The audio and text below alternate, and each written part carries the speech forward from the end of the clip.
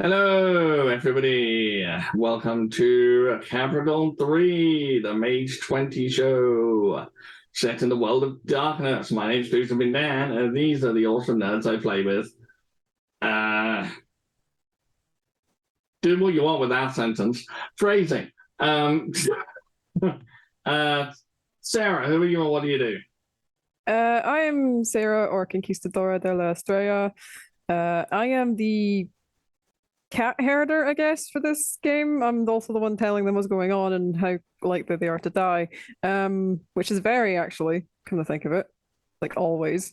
Yeah. I will be I will be the one controlling all of the people here. And Dozer, who are you and what are you doing? I'm the guy that unfortunately decided to start streaming TTRPGs, and I'm currently regretting those life choices because OBS is the worst.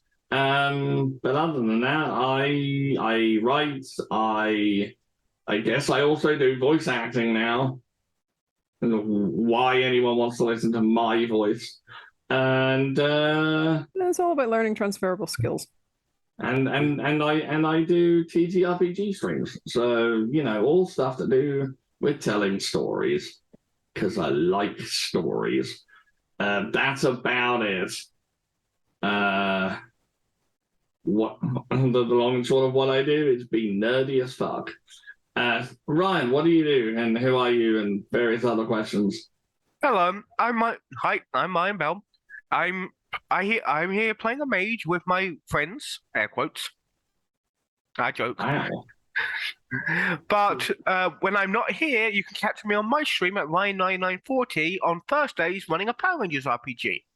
We had to take 2 weeks off, sadly, but, well, hopefully we'll be back this week with real life.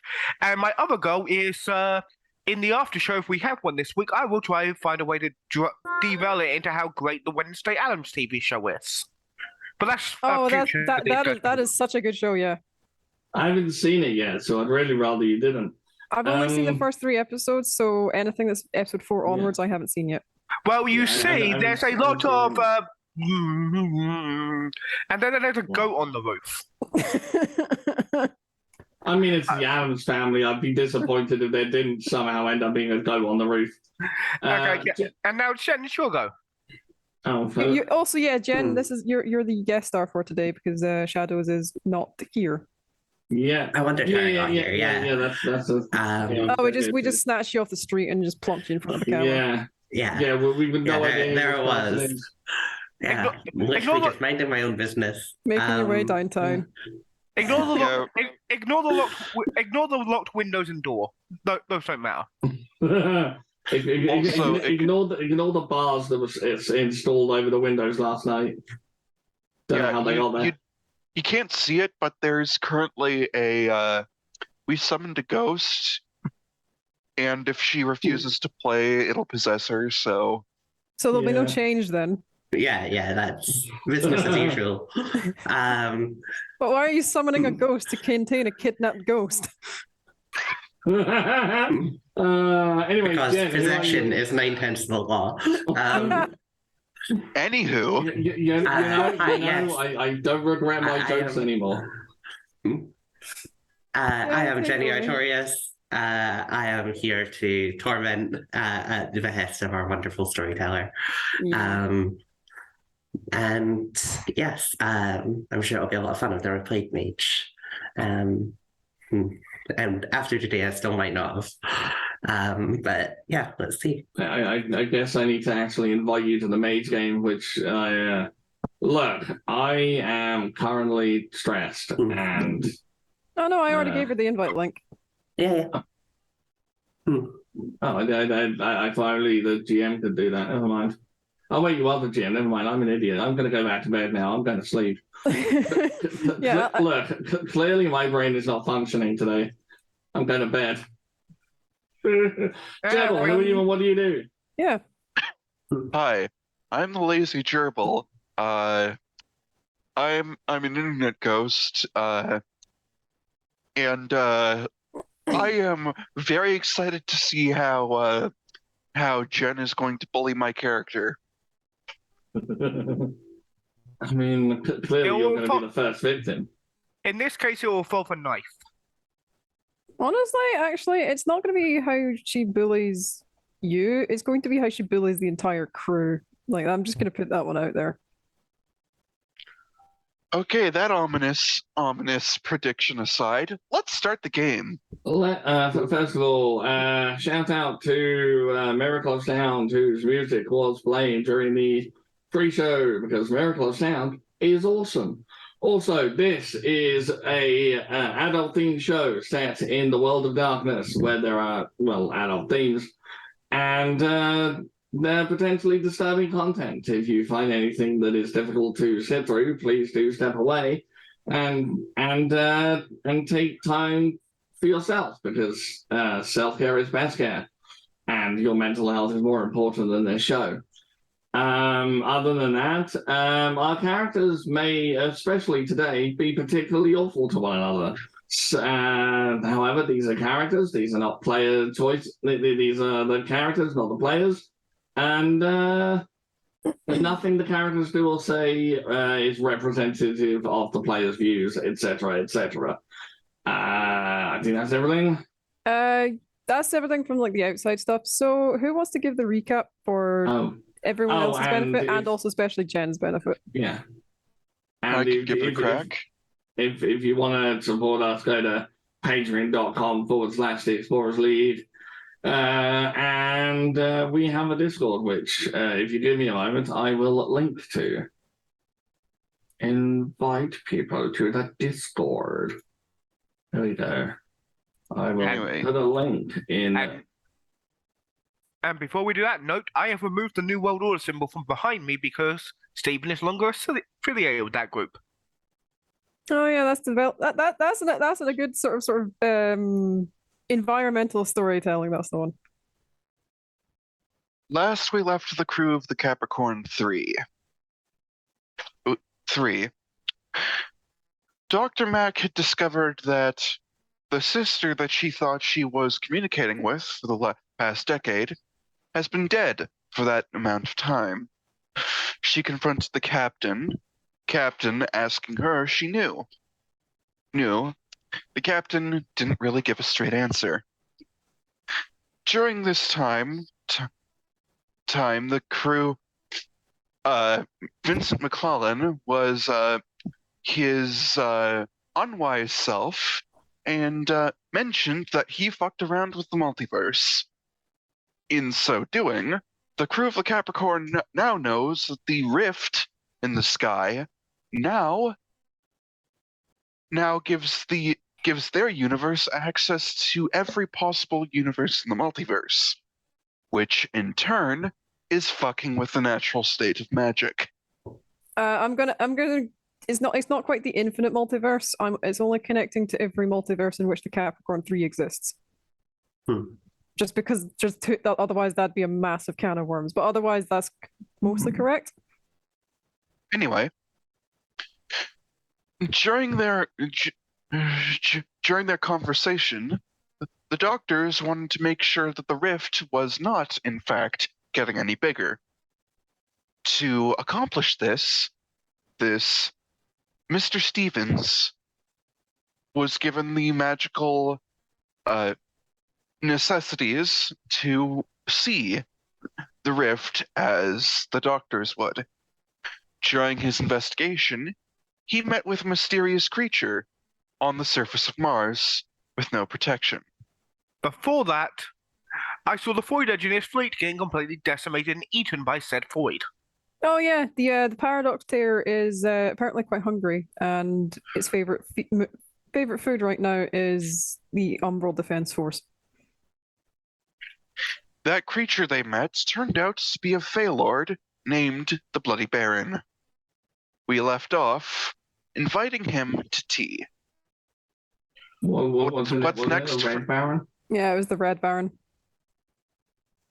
The Bloody Baron. It's on the red planet, so it's the Red Baron. That was the beginning and end of my naming process for that one. Was like, oh, you're on Mars, and he's not going to give you his real name anyway. So it's like, hey, want to let me finish the recap that I'm doing?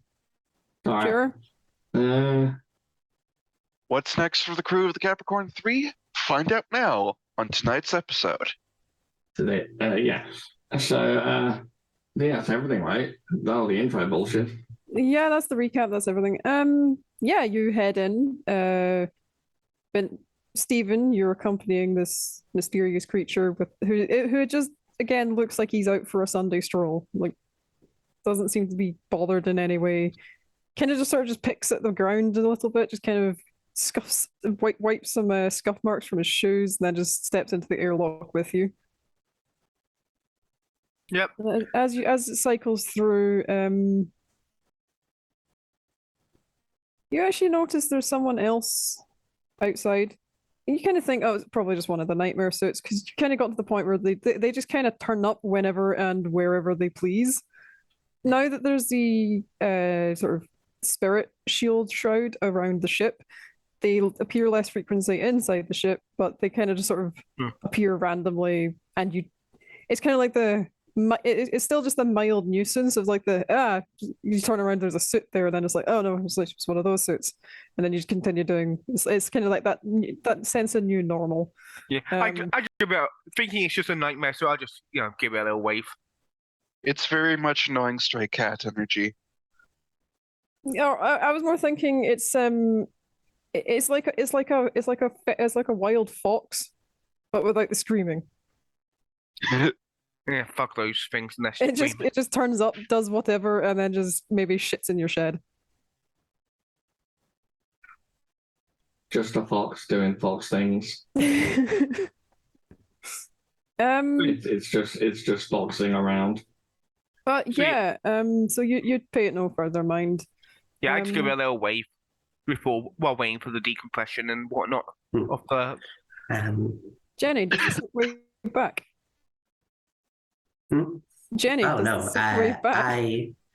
I simply walk forward. Okay. I will say that you will get there after Stephen and this creature have already cycled through the airlock, so you'd have to cycle through it again, but you just watched them do it properly, and you actually know how to operate the airlock, because funnily enough, it's the same as it was on your spaceship. Mhm. The design is pretty much exactly the same. The only thing different is the power source. And the name. Yes, it's one bigger. Yeah. Okay, but upon seeing them open the airlock themselves, that Stephen would find interesting as fuck, because pretty sure the ghost suits can't do that. Not that you've seen, no. It's about a couple of minutes after you've cycled through. You're just walking back towards wherever McClellan is holded up. Presumably, McClellan, you're in your office? Probably. Like, It seems that between the office and the sort of living quarters, those are like the largest open spaces where you can actually comfortably have some tea. Stephen wouldn't be taking him to the Redbound to McClellan, though. Oh, okay, right. Okay. He'll be going straight to the commander, because chain of McClown would have invited the commander into his office. Okay, no, fair enough. Yeah, that's more just doesn't need to be spoken aloud, because it's like just minor things anyway. And it's as you're heading towards the medical bay and Dr. McClellan's office, you hear just the automated airlock cycle, because it's obviously there's just an automated message of like, oh, airlock number 3 has cycled open. Stephen would click his finger. Is anyone coming through the airlock? Everyone's currently inside the Capricorn, right? Sound off. I will start this one. You get a message from Dr. Raynell in the computer core. It's like, I haven't opened the door in 3 days. There's an extremely groggy. I'm in the ship. You'll notice the call is not coming from her sleeping quarters. Guardian. He is referring to Stevens at this point because, names have power. Guardian, please see to the defense of the ship. Okay. I'm going to head back to the airlock while giving the directions to the commander and the good doctor to Mr. Red.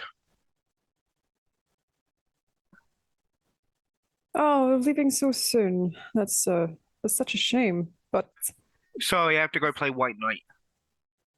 I understand. Well, in that case, you must uphold all the codes of chivalry. I bid you farewell, sir.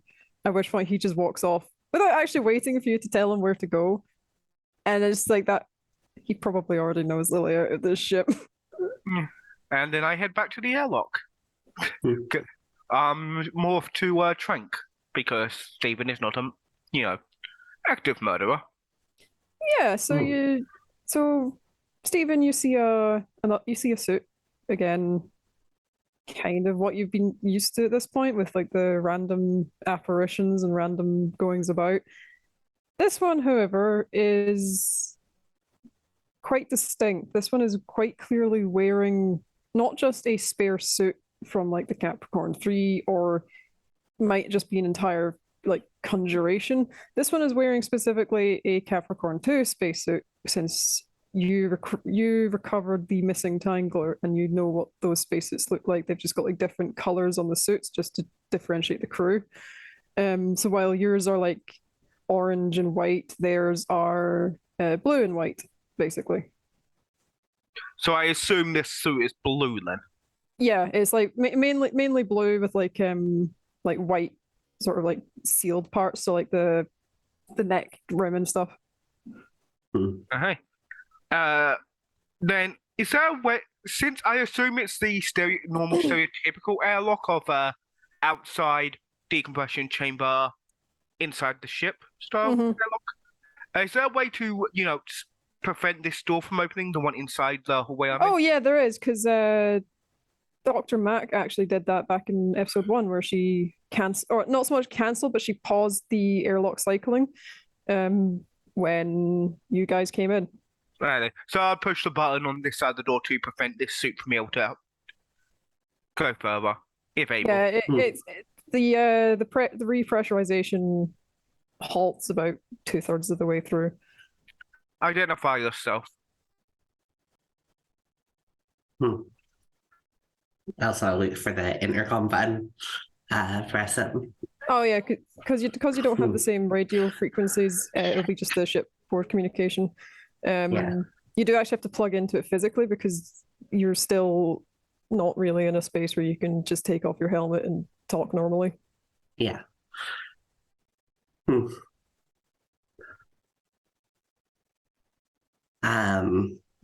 Hello. I'm Captain Ford of the Capricorn 2. Requesting parley with the captain of the Capricorn 3.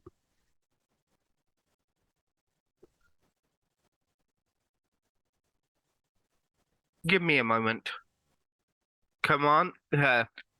Start speaking to this one. Switch over to private frequency. Commander. Apparently the commander of the Capricorn 2 wishes to speak to you. You can basically hear her facial expression at this point. You've known her long enough that you just know what that's. There's a pause on the radio, and you know exactly what sort of face she's making. It's just like, God. Give me a minute. McClellan just looks at the captain and goes, "I'm sorry, the fuck?" Again, that was a private transmission. Oh yeah, and she is sitting beside the captain. Unless she has an actual earpiece in, I assume he can hear what's going on. Yeah, she does actually have an earpiece because Okay. like she has like a private channel specifically for contacting her without alerting the rest of the crew. Like if there's like an emergency but other things need to take priority. Okay. Rewind. Plus security detail, maybe I'll do privately inform the I captain get if it. one of you assholes need to be arrested. I get it. Anyway. So what flavor of fucked are we now? You actually see for the first time in, well, at least the first time you can remember on being on Mars, and possibly the first time since you've ever met Commander Harahan, she is actually looking shaken. Like, you can see that for once her sort of her professional mien and professional demeanor has just cracked, and she's just staring at the table, just like.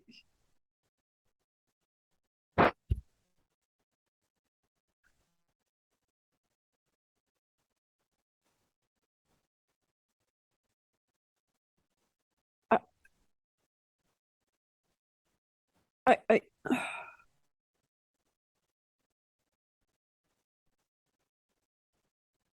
was a survivor from the Capricorn too. The teacup leaves his fingers and goes, I'm sorry, what? The captain, she's here. Go.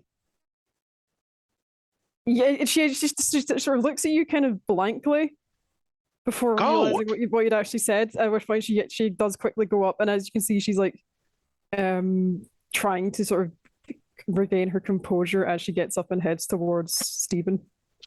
Stephen, while that was going on, has probably been asking this other commander.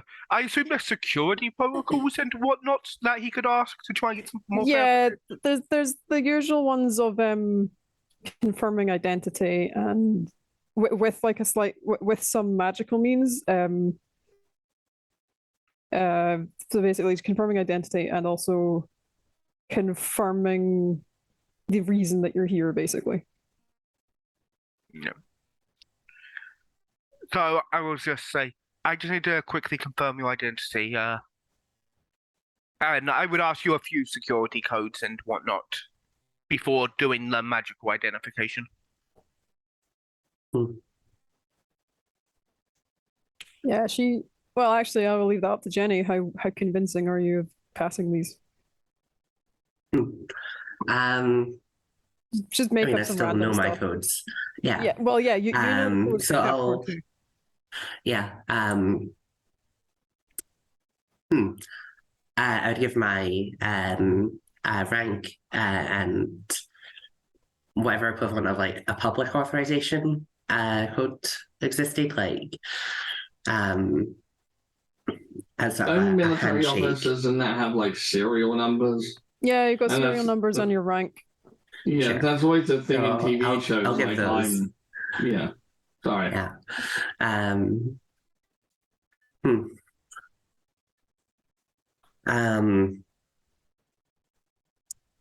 I'd be happy to provide further identification once I am not in an airlock. I hope you understand my, trepidation. Of course, you must get so many scary visitors out here. You do. You're able to instantly clock that the one you're talking to is probably the security chief, and is like, yeah, he's just doing his job because Yeah. you don't know what the fuck is out in the Umbra. Yeah. Alright. Again, I'm not going to open this airlock until the commander gets here to give that order in person because That makes sense. She is the one with the final authority. Yeah. And actually, yeah, you. And you see Commander Harahan sort of jogging down the corridor. To you, she looks quite shaken. Like you've not seen her quite as sort of tight-faced. You can see she's very difficult, very sort of deliberately trying to keep it in check because it's like I need to be. To someone who hasn't spent months with her on a spaceship and a few days locked into a room before launch, though, I assume she looks mostly normal. She looks mostly normal. She looks sort of okay. Yeah. Sorry to interrupt. You may want to close your curtain because right now you half of your face looks like it's glowing. You have become Two-Face, Sarah. All the better to torment you with. Right? Half of Sarah is ascending, the other half isn't good enough to ascend, I guess. The question is, which half is ascending? The chaos half, obviously. Obviously. Definitely the chaos half. That's the chaos hole. Salutes the commander as they approach. But keeping the finger on the, Yeah. keep them out button. Cycle them through. We will need to fully debrief the other captain of her mission. Not Over the fair. intercom, Captain, once you're done with your counterpart, please send him or her to me. Understood, Dr. McClellan. Is this ship-wide communications? At this point, yes. Okay. He would have said that over the intercom at some point because that's just protocol. No, I was Yeah, just wondering if Alice would be hearing this or not. Where are you currently? Alice would have gone to bed, but she wouldn't have gone to bed in her quarters because time is normal there. She would have gone to sleep in the workshop because time is greatly sped up.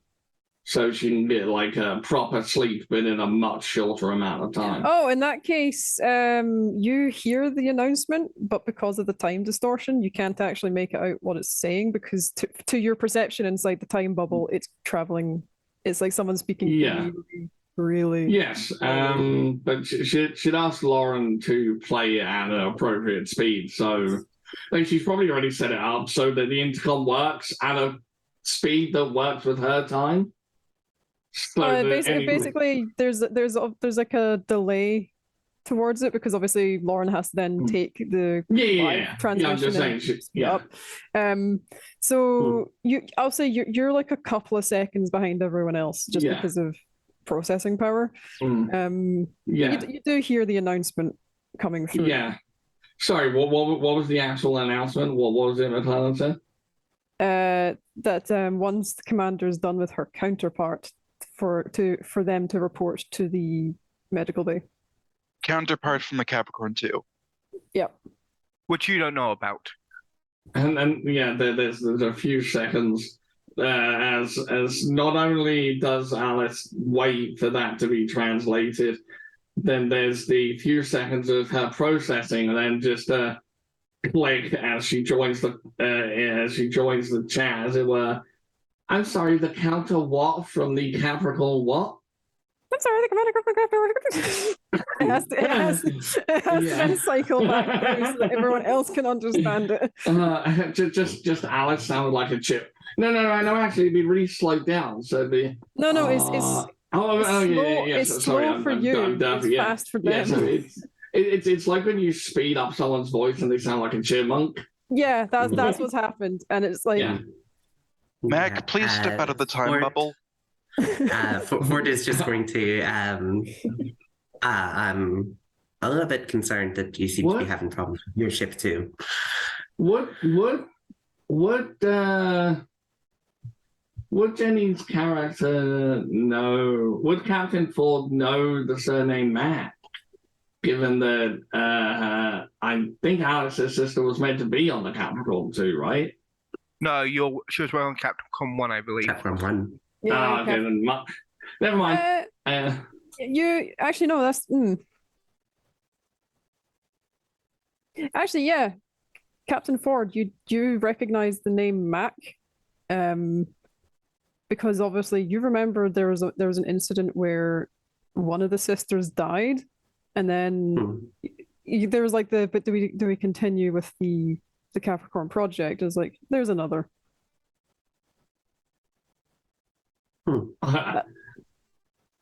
Just hi, it's me. It's Concern. Stephen's allowing Ford to join. That's in Alice. There's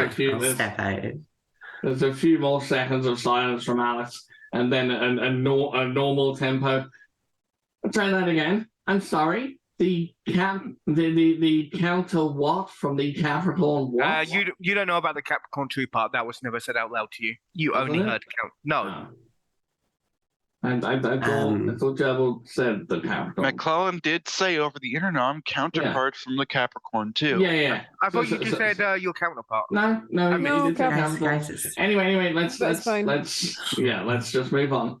And so that's what she says. She reiterates.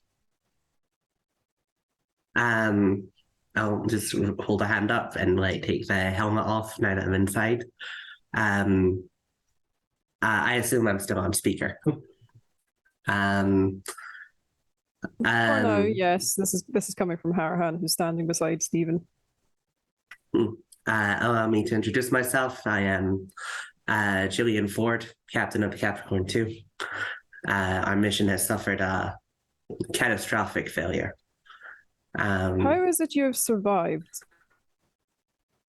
We found your Tangler. There were 4 people on board deceased. They had used up the onboard oxygen, climbed into their suits, and used that up as well. That's according to Dr. McClellan's official autopsy report. I'll gesture to Stephen to like let go of the intercom. I'm just used to people following my orders. Let's not follow your orders. Well, I imagine you would look to Harahan first because she's your commanding officer. Sure. That's what I mean when I said that's follow your orders. I would look to my commander. Yeah, so she just gives a nod, as like, otherwise you're going to be stuck here all day. Let go of the intercom. Captain, is everyone present in the loop? There are 2 members who are sleepers. They are currently not present.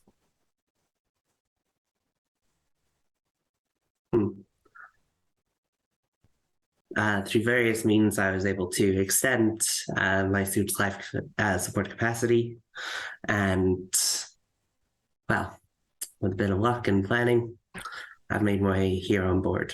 Didn't want to return to the Capricorn 2. Forgive me for the aggression to my debrief, but how long have you been here?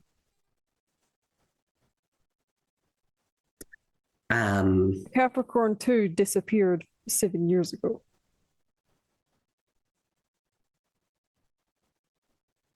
As far as I know, not that long. Oh yeah, for your sort of own internal clock, Yeah, you've only sure. actually been here for about maybe a year at most. Which again, because both ships were designed as a 10-year mission, you've got plenty of supplies. But you've pretty much only been here for like a year, at least according to your own sense of time. Yeah. 378 days, 9 hours, and well, you get the gist.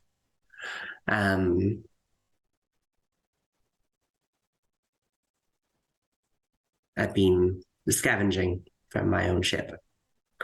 And you're forgiven for your aggression. There's like a small smile.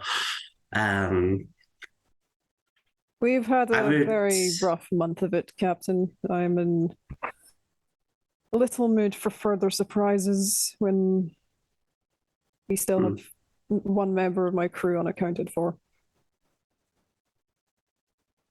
Of course. If I may, I would appreciate an opportunity to get out of the suit. Avail myself of any facilities that you have, and go for a less hostile debrief, if that's okay, in a more comfortable location. Strip out of your suit and report to Dr. McClellan in the medical bay. You obviously know the standard protocol. We need to make sure you're not bringing anything on board. Of course. You will need to be kept in quarantine for a couple of days. Slight addendum. I would have just protocol. You will exit your suit in a quarantine chamber.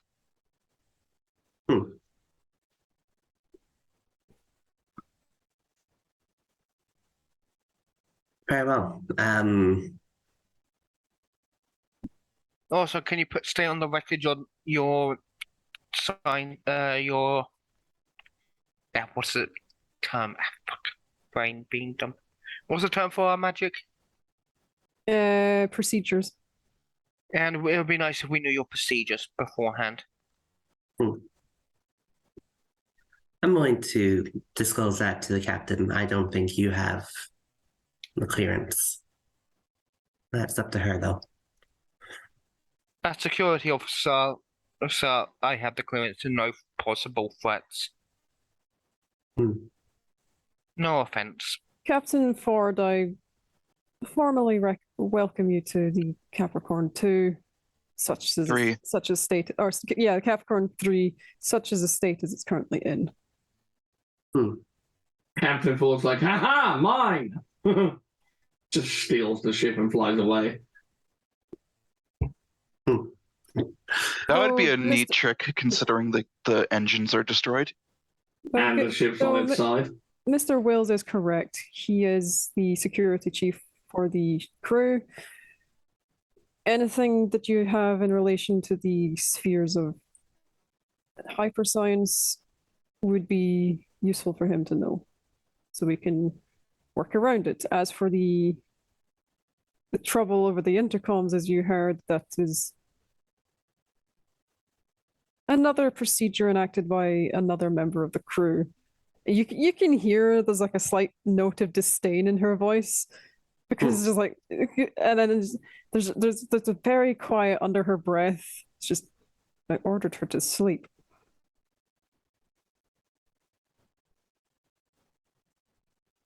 Well, She did. She slept in a temporarily accelerated area. my procedures are dimensional science, forces, and well, those are the main two that I'm familiar with. May Stephen make the equivalent of an insight check in the system against our new friend? Just out of healthy I think paranoia. what we figured out for that one is that it's perception expression, I think, because there isn't an insight in this game.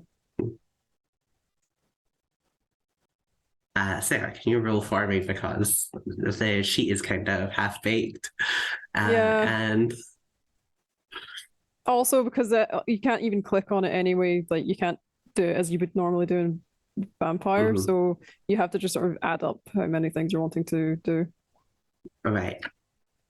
So, A whole one success. Our security officer is really shit at insight.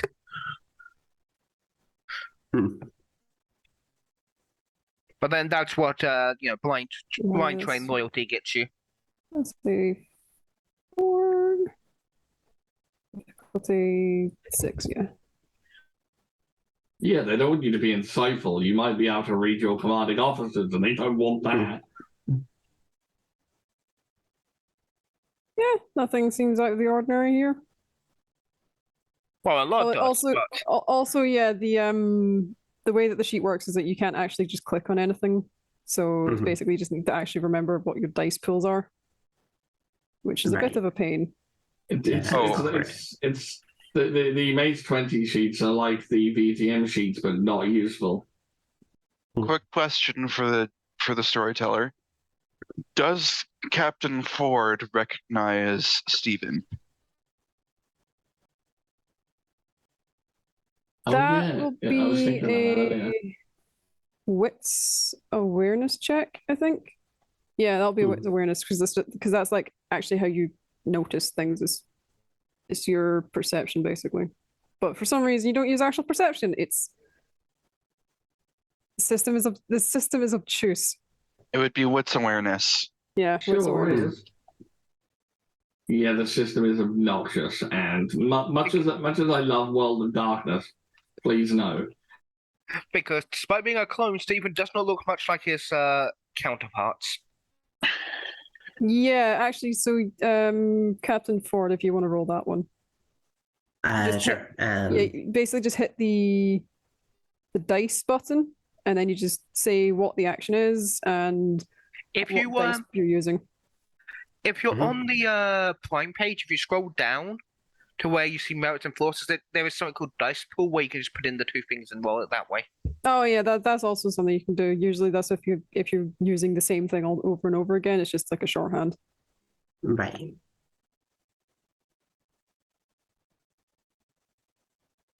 One success. You can't quite notice it, mainly because now that you look closely, you realize that the security officer for the Capricorn 3 appears to be a cat boy. But for some reason, this cat boy sounds familiar. It's almost like if you look in the right light, he kind of looks familiar, but you can't quite place from where. Yeah, well, sadly they are misshapen. Clearly, some kind of incident with the cybernetic arm you saw them pointing at you. Oh yeah, that Uh, was the first thing you saw, was just that they have an arm cannon. Just have a close look at Wills and ask if he's feline, okay? Terrible. You do realize not every joke that pops into your head needs to be said out loud, right? Wow, you are sassy Yeah, today. that is Oh, scratching. I did not mean that for that to be as sassy as that sounded. My bad. Yeah, you're a sassy Cassie today. Damn, son. So yeah, Stephen escorts you to a pretty much a sealed off washroom. Yeah, Yeah, there is a quarantine then. area in the medical bay, so that's fine. I'll give a salute to the captain before I leave, and then follow. Yeah, Stephen, you lead Captain Ford to the medical bay. You see McClellan is still in his office with the mysterious Red Baron. The Red Baron has just made himself quite at home and already looks like he's been here for several hours. And McClellan is currently in an enviro suit because until he does all the checks, he has no idea what the captain has or doesn't have. So, well, yeah, you're doing the standard actual quarantine procedures of exposure to an unknown thing. Red Baron is just casually standing by your shoulder, just with a cup of tea in one hand, just going, this is quite intriguing.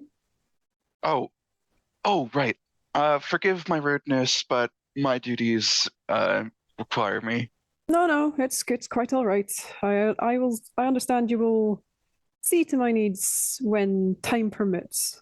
I will simply just avail myself of your library. At which point he literally just snaps his fingers. A book from one of your shelves appears in his hand, and he just starts reading it as he wanders off. And Parsley, standing on the desk, goes, "My Lord Baron." Ah, so it turns out that you really are such a creature similar to us. How did you find yourself out here, little one? Well, when that one first acquired his magic, he somehow managed to summon myself to him. And, well, I rather enjoyed his company, so I decided to stay. He is quite an intriguing individual. I can see why you've stuck around him so long. I mean that, and I do enjoy being a cat. I was about to say your current frame is not how I remember you. Oh, right. Last time we met was, what, 2 courts ago? Something like that. You were one of the up and coming courtiers, were you not?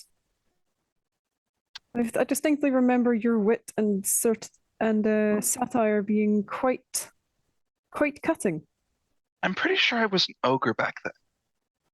But I could be misremembering. Well, it was. It all things are possible in the dreaming, as you know. You have to keep some secrets. We don't hear Yeah. it anyway because the mists would obscure it. Oh yeah. The miss would be to McClellan. They would be having a mundane, boring conversation about the book and how interesting the cover of the book is. Oh yeah, McClellan wouldn't understand what they're saying. To both McClellan and Ford and Stephen, it just sounds like they're discussing the book, which appears to be a book on etheric principles. McClellan just looks at those two and goes, I'm pretty sure they're talking about me, but I'm not sure. And they will just go. They will um, just go off on their own time because that's two SPCs that I'm not going to just be doing back and forth with each other. Because the famous keep their secrets. Yeah, it's the same as consensus, basically. The crew of the Capricorn here seems very fascinating. That's not a member of our actual crew. Okay, Oh. Captain Ford, if you will. Yes, who do I have the pleasure of addressing? Dr. McClellan. Yeah, it's Dr. McClellan. And he basically just leans in and whispers, Faye in room, don't use name. Of course. I wasn't expecting such individuals to be all the way out here. Neither are we. Well, rather than continue this informal debriefing, shall we go through procedures, Doctor? Of course. If you need me, And- Doc, holla, I'm gonna go do some stuff. Of course. And as you basically, he's going to first do a standard medical check. Hmm. 4 successes.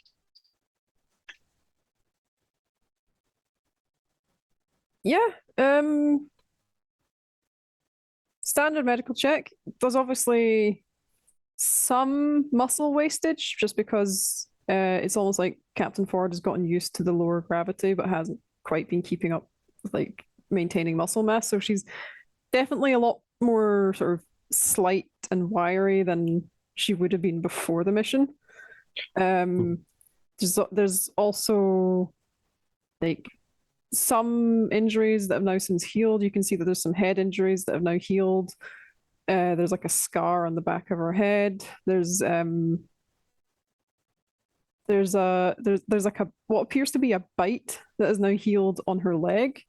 This one is actually that's actually just that's from before the Capricorn. That was as part of her medical reports before joining the Void Engineers. Captain Ford had been unfortunately part of a shark attack, but managed to survive. And you should see the shark. are there any okay, to be a little bit meta, is there any injury to the captain that life would fix? No, there doesn't actually appear to be any injuries. The only thing you notice is that she's very dehydrated, very practically starved, and very cold. Like her core temperature is quite a lot colder than human baseline. Okay, he just takes off his enviro helmet, sets it on the ground, and goes, well, you have a clean bill of health as far as disease and bodily injury go. What I prescribe to you is lots of water and a good meal. The cat. Okay, what would the term be on a ship? The commissary, The galley. the galley.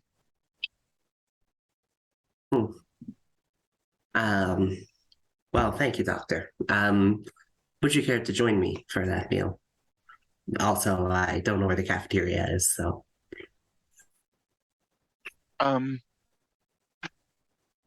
Red Baron, Parsley, would you care to join us for a meal?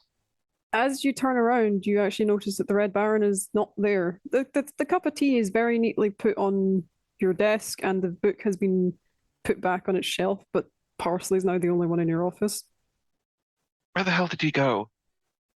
He said that he had some pressing business to attend to. Some kind of business meeting. You know what? I'm not even going to ask you. You'd lie anyway. It's not quite possible because cats lack the actual skeletal structure, but she kind of shrugs. She gets as close to a cat being able to shrug as it's possible to get. Yeah, she's fine. She's allowed to break the rules. Well, she's still confined to a mortal shell. Her shoulder blades move in a shrugging manner. Yeah, it's like. With a bit of impatience. She does like a World Doctor? of Warcraft emote. Yeah. Oh, yes. And he goes to the galley. And you know what? Because he's feeling a little dramatic. There aren't any sleepers here currently, right?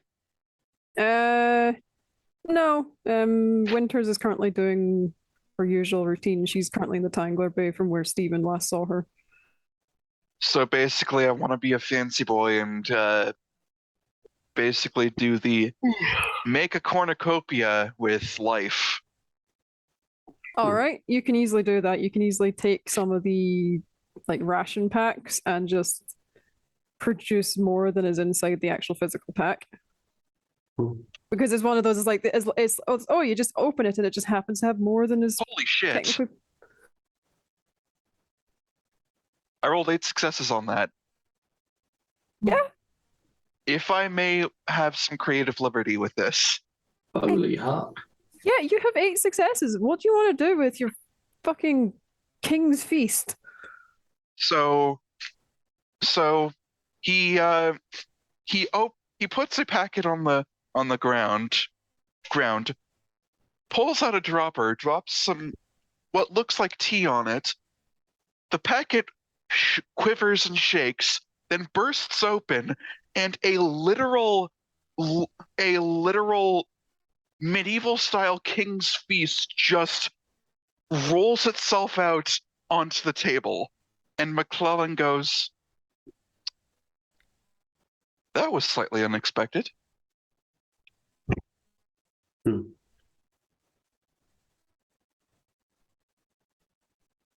Well, then McClellan links the whole lot.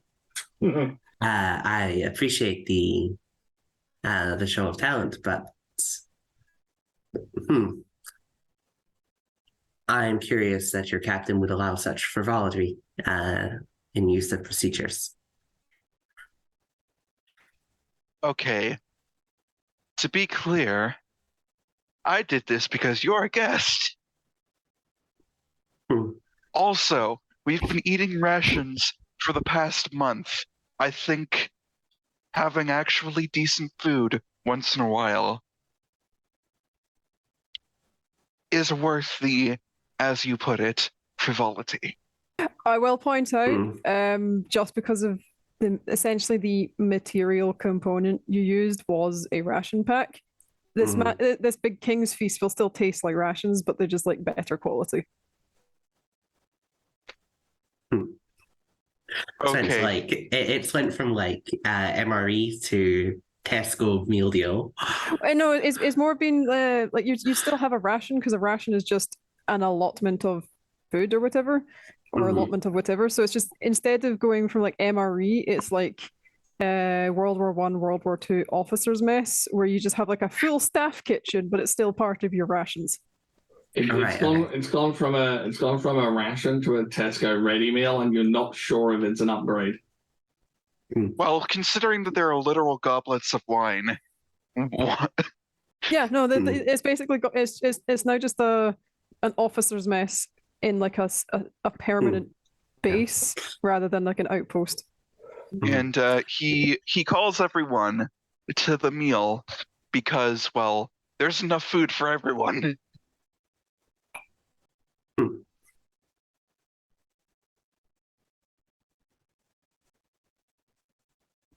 So just out of curiosity, how do the various people react to to essentially a hero's feast? Well, I'm assuming we're going to go back to see what everyone else has been doing during this time because people sent questions to Sarah about what they were doing during this time. All right, Yeah, sorry, my bad. yeah, Alice, you were given the go ahead as like it's fine. You can just go back to sleep because like you're clearly needing it. You just sounded half dead on the intercom. Yes, you would have Plus- contacted the captain while the medical exam was going on. So, Captain, can I go back to bed? The ship-wide intercom woke me up. Of And course, her eyes are Doctor. mostly closed. She looks dead. Yeah, it's like of course, Dr. Mac. Return to your rest. If we have need of you, I will let you know. Okay. There's actually a note of tenderness. It's like, I can't. I hope you're doing okay, Alice. It's. I'm okay. So I almost shot you that one time. Hmm? Sorry, I almost shot you that one time. Wait, Never.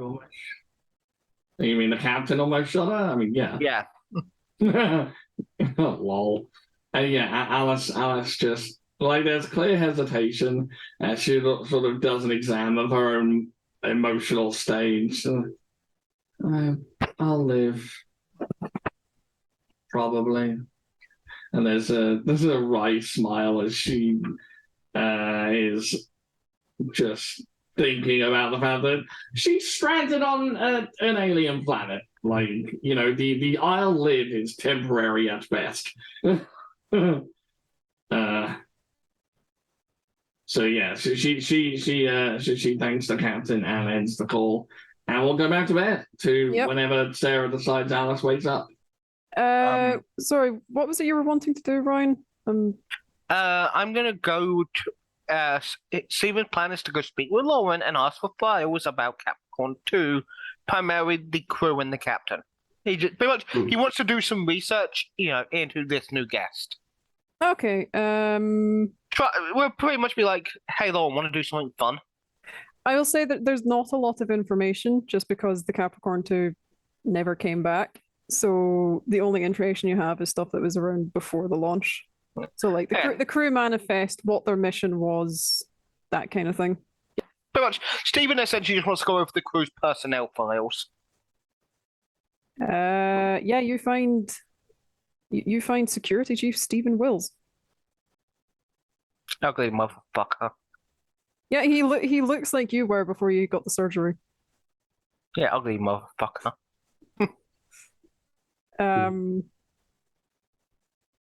And the thing is that reading this one, it's not just identical. It's like, oh, it's a common name. It's like reading through the bio, reading through the work history.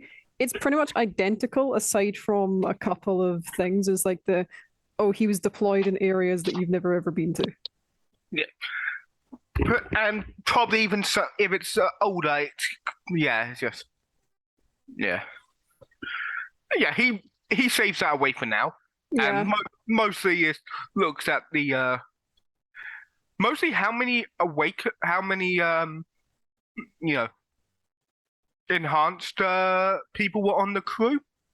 The Capricorn 2 was a lot less sort of heavy-handed with the enlightened personnel. Basically, the only ones who were enlightened were the captain and the security chief, not even the executive officer, not even the staff medic. Basically, instead of the 5-3 split of the Capricorn 3, it's a 2-6 split. And what about photos and information about our new guest? What does her Jenny, do you want to come up with the stuff for Captain Ford's personnel file? Sure. There's a few sort of pictures of her with like various high-ranking officials within the organization. Yeah, the Void engineers, because they're the ones who are mhm, doing the Capricorn project. mhm. There's a few where she just very similar sort of demeanor to how she is now. You can see how the person that she currently is, who's sort of wasted away, like used to be a bit more sort of cheerful. Like her time on Mars has not been a fun time. Oh, and there is also the medical report in her personnel file of the shark attack. Mhm. No small note. The captain would like a note that like she bit the shark back. Oh, it's So, Stephen yeah. who's reading it, so it's like, yeah, there's just that note in her file of the shark sustained injuries as well. This is why you get the gun arm, he jokes to himself. But yeah, for the most part, she seems like a regular void engineer kind of person. Funnily enough, Just- there isn't any set archetype for void engineers. Void engineers can come in all shapes and sizes. You can have like the really taciturn space marine, like the grizzled veteran. You can have the scientist full of wonder. You can have the explorer who's not entirely sure what they're doing, but still doing it anyway because it's fun. Oh, right. Okay, so I guess the file would probably say that she's like a very no nonsense. The ship will run as I tell it to because I tell it to, and I tell it to because someone needs to be in charge. Mhm. So yeah. So there's also there's some other notes as well, like obviously there's only the two enlightened personnel, but obviously a lot of the crew of the Capricorn 2 came from either NASA, the ESA, or from the Void engineers, but they just weren't enlightened Void engineers. So they still have that kind of mentality, but they just weren't allowed to use procedures. Lauren, can you do me a favor, dear?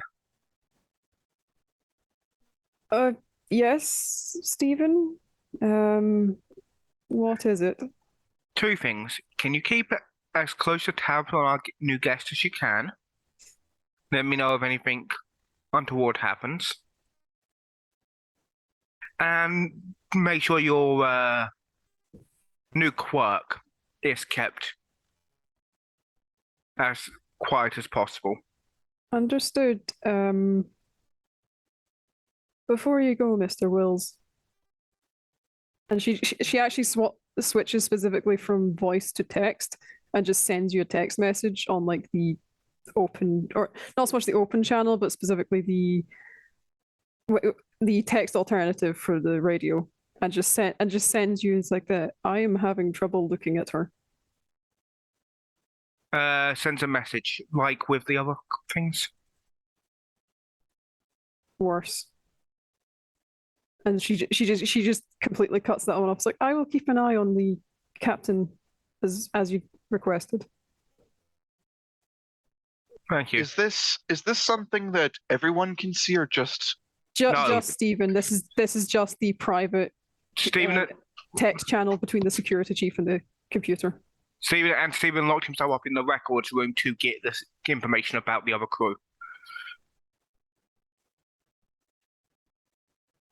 Yep.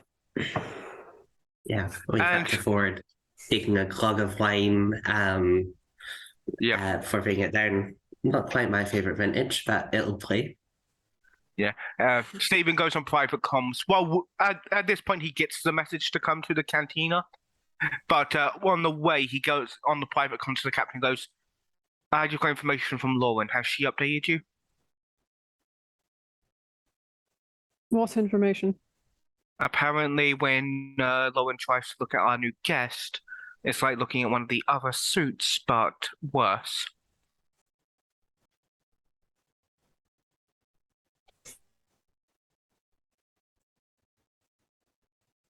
Where is the guest you brought in, Stephen? Currently with the doctor. In the commissary. Or galley. Wait, which guest do you mean? Because I did technically bring in two. The one you brought in, not the one that followed you, if you catch my drift. I'm not sure. Last I saw, they were with the doctor as well. Very well. Also, with this other commander's record, they had a bit of a control tendencies. So I would recommend watching your back. Understood. It might be one of those rival fields within the Void Engineers. Well, actually, and there's actually a quiet pause, and it's like the under no circumstances mention the guild. She has not received the chairman's message. What's not planning on it? We don't need an additional source for her to pay attention to us. As far as she'll know, I'm a basic New World Order stooge. Does anyone want to tell McClellan that before he says something stupid? I was about to say the same thing. Keep McClellan away from her at all costs. McClellan, you get a text message specifically from the commander is like the do not mention the guild to her. She hasn't received the chairman's message. And at that point, Stephen will probably get into the thing. Yeah, you just kind of wander in. You look as if you're like adjusting your collar or whatever, just like buttoning up kind of thing. Oh, Yeah. And for those of you who have played D&D, essentially what you see is a hero's feast. Hey, sorry about that. I just finished my patrol. Where's our other guest gone, Doc? He apparently had a business meeting. Right then. Don't ask me what that means. I do not know. Okay, the commander was asking about him. How was your patrol, security chief? Sorry, I didn't catch your name. Stevens. Nice to meet you. Stevens. No, just basic. Oh yeah, now that you remember the Yeah. name, like, your security chief was called Stephen Wills. It's like Yeah. oh, this is Stevens, huh? Yeah. Just. I'm starting to think you come standard issue with the crew. Yeah, he basically, McClellan just goes, Jack, how have you been recently?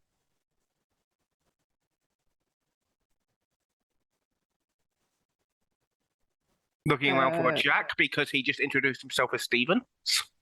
He's using your quote unquote first name. Oh, you're saying that he's Jack Stevens. Okay.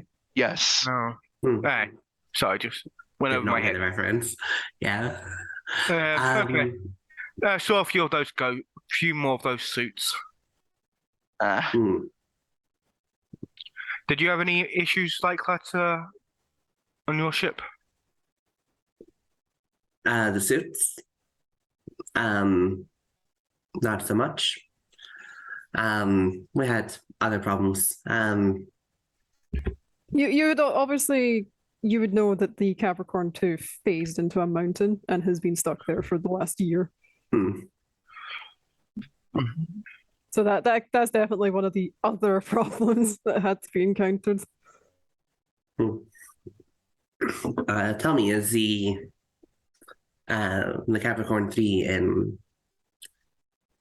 Well, what is your status? Are you ship shape? I know. If we were ship shape, we would have probably have left by now. Yeah. We currently don't have an engine. I can see how that would be an issue if we were to return to Earth.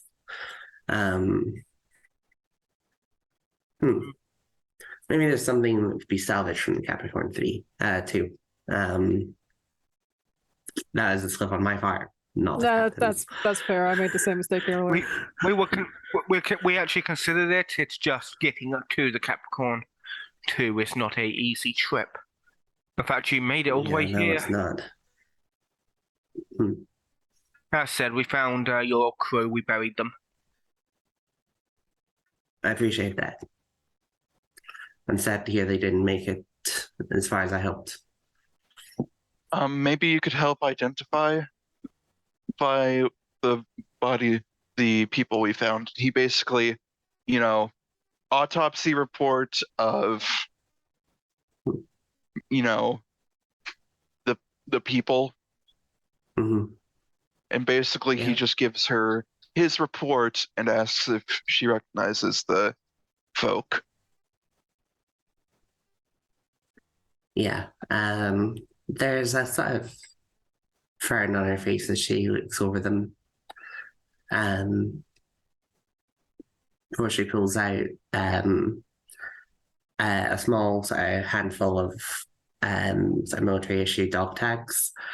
Well, that accounts for everyone except me.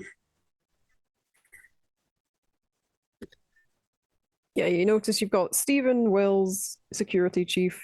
You've got Adam Hunter is one of the pilots. There's a Felix Antoine. I'm bad at French surnames. I keep forgetting like which ones are like common. Hmm. I'll come up with that one later. But yeah, Francois Anton is one of the he's one of the engine techs. So the same position as Artea on the Capricorn 3, who's currently still missing. And it could be something like Delacroix or Artois or some French sounding word. Yeah, I'll go with Delacroix. Wasn't one of the people on the Capricorn 2 named Summers? Yeah, no, that was the Capricorn 3, and that was the alternate version of the Capricorn 3. Ah, okay. Yep. So yeah, you got those three, and then the final one is one of those ones where this one their name is just Fletcher. Like that's their entire name. It's like someone who just has a single name rather than like a family name. Yeah, And someone who's changed him on him. And they were the logistician, so the one in charge of like the inventory. Yeah. So There's a brief, faraway looking Ford's face as she remembers a certain instance. So as people come into the galley, how do they react to the hero's feast? No change in Stephen's expression. So, life mage, got it. The commander is also actually kind of she's just kind of like she takes up one look. It's like a very quick double take. Kind of just sort of shrugs and just helps herself to some roast chicken. And is like, oh, this is good enough. And he just turns to the captain and goes, I'm just gonna say, I just intended to make a better meal, not that. Miss Forge? Well, sometimes this is just quietly to McClellan. Just sometimes when you tap into the cosmic power of magic or the ether, it rewards you with more than you asked for. I blame the Fey Baron. And he just grabs a goblet of wine and drinks. Or you try to use some simple protocols and fucking end up EMPing a tumbler. I see. Have you experienced trouble controlling your procedures since arriving here? I've just not been lucky. Considering he used life and no matter, what are the goblets made out of? Are they bone goblets? Did you make bone goblets? That'd be epic. No, the It's really Wonka style, like you can just eat the cup. The goblets and like the plates and stuff are just you actually notice like they look like goblets and they look like plates and cutlery. When you look closer, you realize they're machine components and parts of the stores of the ship's inventory. He basically is like the spell just took whatever it had to hand and was like, this will do as a drinks receptacle. This is a gearhead. If I may, I assumed that all the cutlery and plates were actually made from the packaging of the ration pack. No, actually, to be fair, the cutlery not necessarily. You guys already have cutlery. It's like how you eat normally. So the cutlery actually stays the same. It's the plates and stuff, and the cups are just like the spell used whatever it had to hand, and just some of it is from ration packs, and some of it is just temporarily transformed stuff. So like if you actually notice because there's a bottle of wine, when you empty the bottle of wine and put the empty bottle back, it turns back into a crankshaft. Wow, it'd be nice if bottles could recycle themselves. It's like as soon as the part of the feast has fulfilled its purpose, it turns back into whatever the spell used.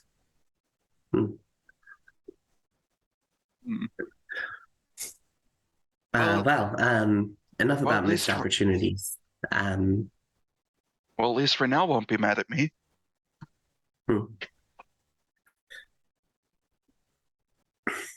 Another member of the crew, I assume. He's our engineer. Oh, interesting. I am familiar with many engineering personnel. If you need any help with them, I know they can be tricky.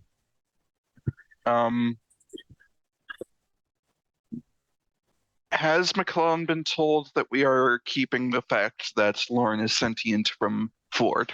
Yes. Okay. I will say yes. I forgot to include it. It'll be the don't mention the guild, the don't talk about Lauren. So that'll have been in the same text message. As far as anyone is concerned, Lauren is just your basic VR, not VR. SR simulated SI simulated intelligence. Yeah. I'm assuming the captain also informed Lauren of this too. Yeah. No, Stevens took that he said to it. Also, because Lauren has enough self-preservation to know when things are going south. That's fair. That's fair. I don't know what you mean. Everything is fine. Captain,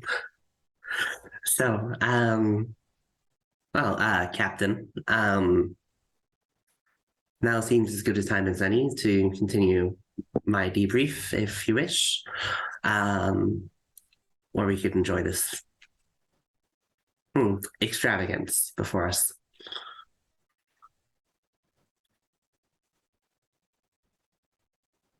Do you have a preference?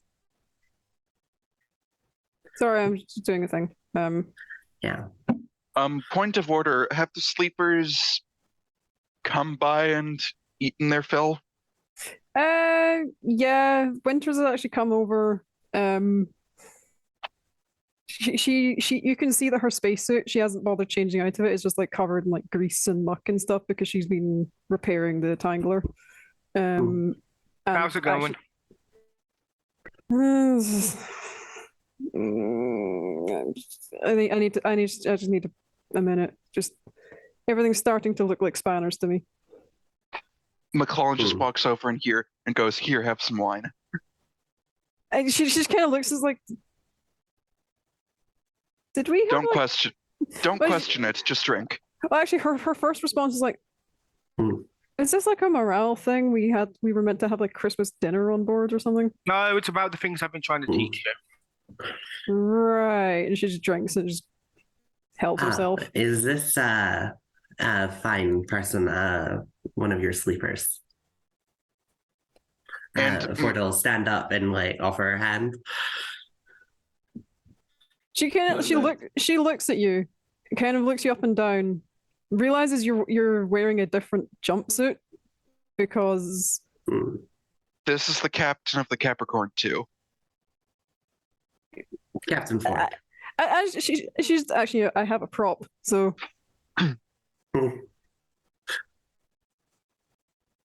I was told that the Capricorn 2 disappeared. Then we found it. How are you still alive?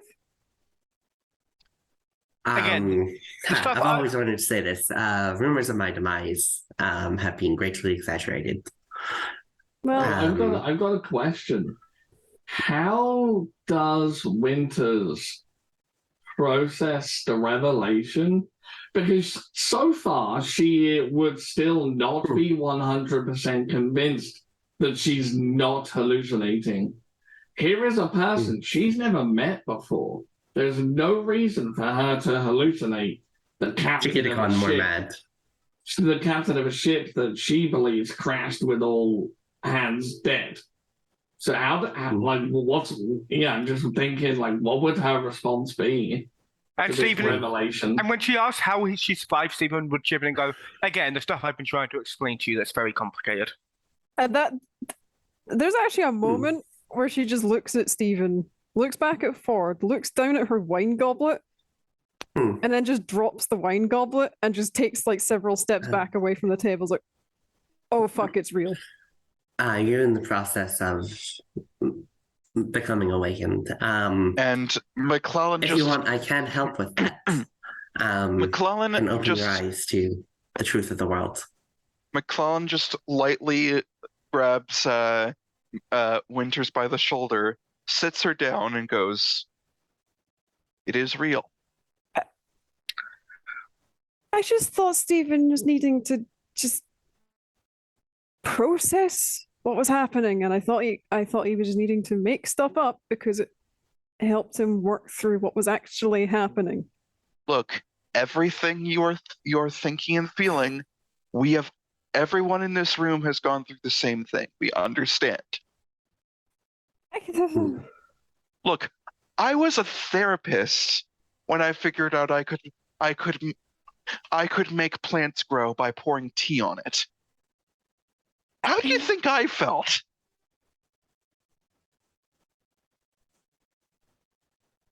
Is that why half of your office is taken up with a giant clockwork machine? Yes.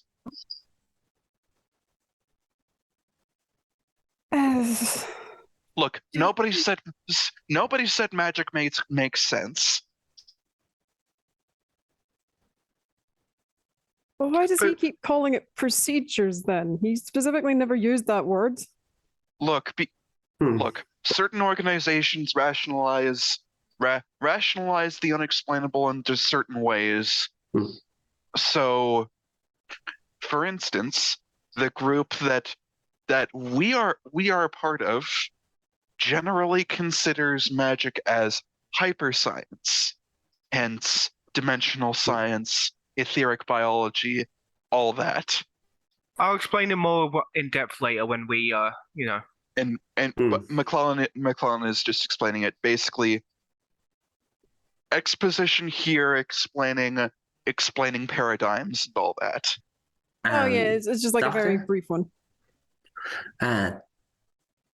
Doctor, if you use that term anymore, then I'm beginning to suspect that you may not follow I'm an a particular etherite. branch. I'm an etherite. Calm yourself. That is a I have captain been- you're speaking to. She's not my captain. Yeah, wait. Well, There's captain. she leans forward and puts the wine glass down, maybe a bit too hard. Doctor, well, I appreciate the hospitality you have shown me while I'm here.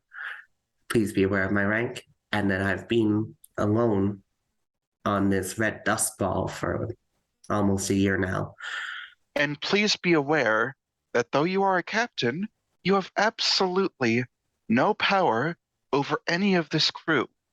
That is reserved for Captain Harahan. The moment she gives you executive authority over any of us. I'm elbowing him before he even finishes the Captain Harahan sentence, because not giving the possible control freak who's been alone for years ideas. Also, Faye. Sorry, He Captain. is gone. Captain. We don't see him. That doesn't mean he's gone. I know Sarah. She's a Shearlord. but I yes, refuse. again, I'm elbowing the dog before he can even properly get into that rant. Sorry, the doc here is a bit passionate. You know how Evilites can get. Oh, fuck you. Captain, I forgive your crew their outbursts, and I hope you'll forgive mine. Can everyone just calm down before tensions get any higher? I do not want to have to put anyone in a body bag this afternoon.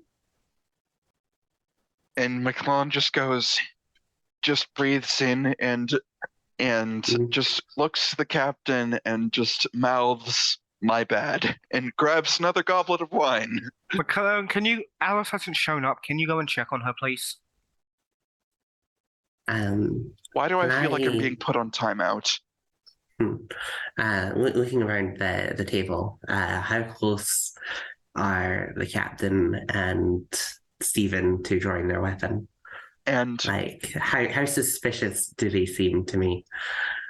Oh, the commander's currently just trying to keep a level head and stop things deteriorate. Because obviously it's like, we've had a stressful month, a lot of stuff has happened. It's kind of like everyone just calm down, take a breath. Let's not do anything stupid just yet. Sure. I mean, is everyone's hands above the table? Yeah, but the issue with Stephen is, Oh yeah, no, I was getting to that. McClellan- Is that hand pointing away from me? yeah, he's not being aggressive with it. Pretty much, he was just like, he knows how the doc can get when the doc gets onto a van, and he just didn't want escalation. Yeah. And Okay. another point of order. McClellan would have basically ushered Winters out with him. Essentially, it's the grown-ups are going to have a talk now energy. Pretty much, you get a text, private text that says, "Sorry, don't maybe volatile entity." And McClellan just types entity as opposed to person. No reply, because Steve is trying to be subtle. Sorry, I actually missed that one just because I cut out a little bit. Pretty much, as the doc was leaving with Winters, Stephen subtly would send a message to him saying, "Sorry, maybe volatile entity." And I responded with entity as opposed to person. Oh, okay, yeah, got it. Yeah, that was just me losing connection for a bit. Yep. Cool. Yeah, so McClellan, you head down to the basically parts store and food storage. You've been here most of this week, just in and out doing things, mainly just to make sure that Mac's doing okay, because obviously she's just essentially suffered a recent bereavement. So you're used to the sort of temporal bubble she has up around, where it's just like you step through and it's like stepping into like a pressurized container, and it's never quite you've never quite gotten used to the transition between normal time and sped up time, because it just feels weird walking between the two. I imagine everyone except for maybe Captain Harahan upon their original steps, Harahan and Mac herself, their first time stepping through, they ate shit and just fell flat on their face, because you would be stepping through at normal speed to start with, but the first foot to go through is slamming down much faster, so you would just get launched forward. Yep. McClellan is specifically holding on to Winters to make sure she doesn't in fact eat shit. Yeah. And as he walks in, goes, Dr. Mac, Winters is awakening. How much time has passed? Like, it's up to you. How much time would have passed? Would Alice still be asleep, or would she have woken up and start like showered and that by now. Well, there isn't a shower in the parts storage because that's in the living quarters that you've been avoiding for the True. last week. So you'd actually have to leave your time bubble just to go wash. You've also had to leave the time. Oh, actually, no. You're in the food storage. So literally, all you've been doing is just helping yourself to the rations because you already know where everything is. So you've not actually, aside from going to the bathroom and getting washed, you haven't actually left here unless someone's told you to. Yeah, pretty Okay. much. And McClellan just goes, "Hey, Dr. Mac, Hmm? Miss Winters is awakening. She's Why don't- she's just Oh, kind of like oh. shaking and she's just shaking in her spacesuit like Why don't Yeah, you?" Alice will immediately go over to her and go like, "I know it's a lot. Trust me. I mean, you've seen how bad severe my OCD is. I have time magic. Think about that for a moment. It's fucking weird. Is that why my foot tried to break itself when I crossed through the Yes. doorway? Yes, because I sped up time because I'm neurotic as fuck and wanted to get a project finished very quickly." You actually just see she just kind of goes past you, like sure brushes your. and then Alice will say, "That's why every other time you've been in here this last couple of weeks, the temporal magic hasn't affected you because you haven't been able to interact with it. But now you're awakening." She literally just kind of goes, "Oh, I just yeah." You see her I know, open up I a know. part. It's a lot. You see her open up a parts bin that notionally is supposed to have just screwdrivers and Yeah. like threaded taps on it, just for like tapping new threads. You see her just pull out a bottle of clearly contraband bourbon and just start necking it from the bottle. Oh, It's so that's Wait. where the alcohol is hidden. Well, you didn't think? Come on, Dr. McClellan. No, I knew there was alcohol hidden on the ship. I just didn't know where. Well, this is my personal stash. I have no idea where Castillo's is or Artea, even if he's still alive. I definitely don't in any way know where everyone's personal stash is and Hasn't whether or been not it's siphoning. hidden within this room. Hasn't Yeah, and been then skimming Alice off the just- top. Pardon? Definitely hasn't been skimming off the top in the last Yeah, week. I would never do that. That would be a terrible thing to do. And McClellan just basically goes, "Okay, if I were right now, where would I hide a bottle of bourbon?" I imagine McClellan thinks, "Wait, I've been losing tea bags." And McClellan just goes, "Dr. Mac, please ask me before you steal my tea." I didn't steal anything. Definitely not. I would never. She's drinking Grabs- a cup of tea. No, she's drinking a cup of tea.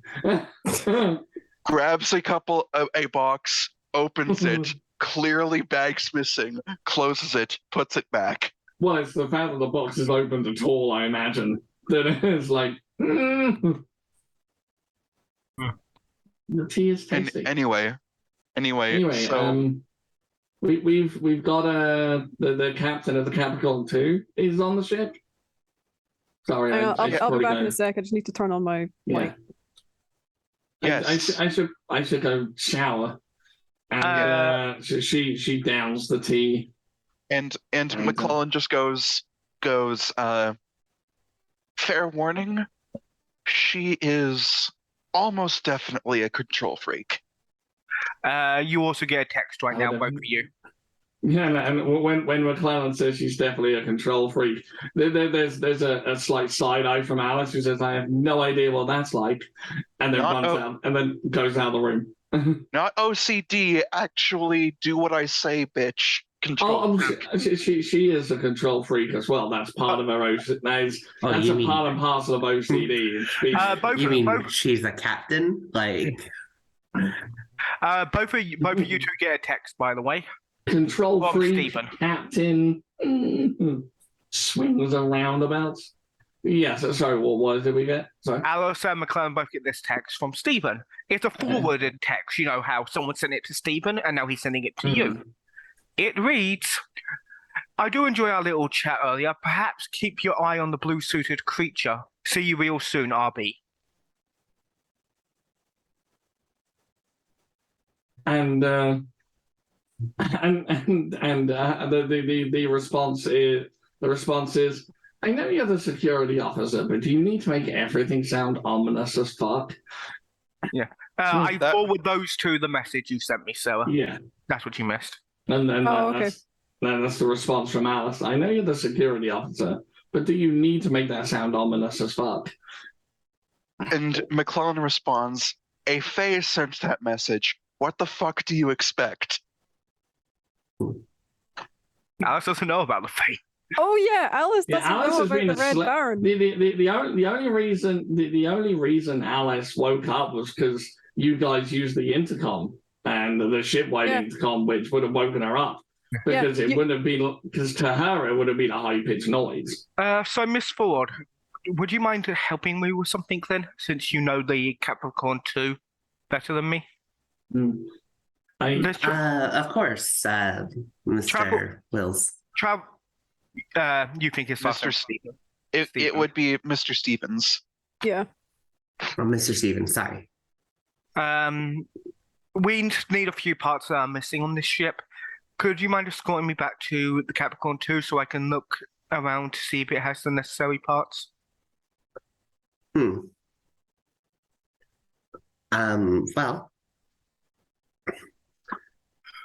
I would rather not return to the Capricorn 2. I know you would. I know it will be difficult, but it may be best. It would be good to have someone who knows the layout better than going in blind. Of course. I would recommend that none of us return to the Capricorn 2. Any particular reason? Any particular reason why? Captain, I believe now is a good time for me to finish my debrief. She'll gesture to like the empty plate in front of her. You can carry it out here, technically. As you understand, there's no real briefing room on this designer ship. Oh no, of course. I just wanted to make this more official.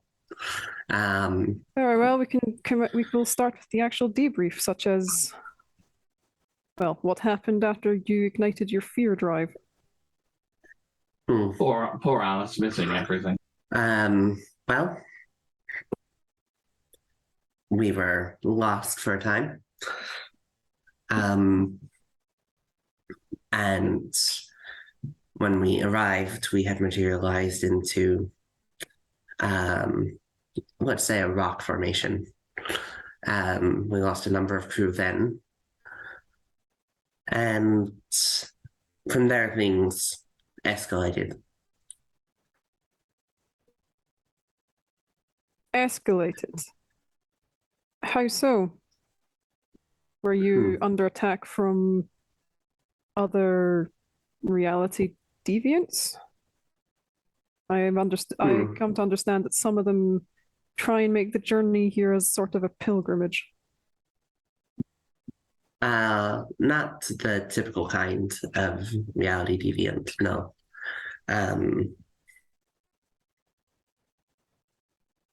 We were besieged by some kind of creature. When we first became aware of it, our security officer, she'll gesture to Mr. Stevens kind of self-consciously, like here's an example of that. I was sent to deal with it, and well, things did not go well, and we lost them.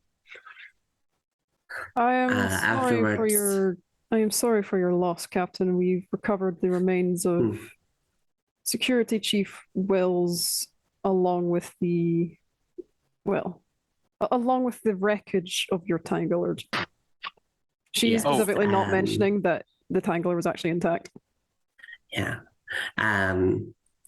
At the Um, hmm.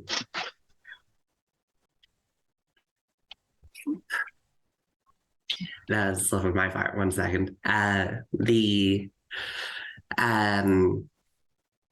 the rest of the crew, under my direction, was able to arm ourselves, and begin preparations to evacuate with the best available amount of rations and preparation that we could muster, following the standard evacuation protocols for our mission. Unfortunately, we were attacked, and during the chaos, several of the crew were able to escape, and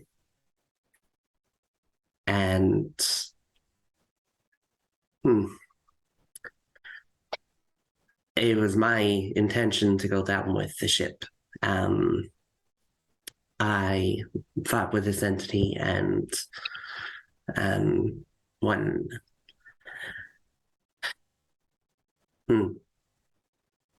shoots to the security chief. I'm ashamed to report that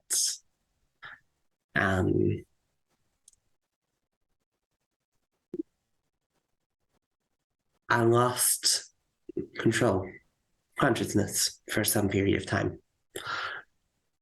And when I awoke, I was alone aboard the Capricorn. I have not been back since, other than foraging missions for food and water.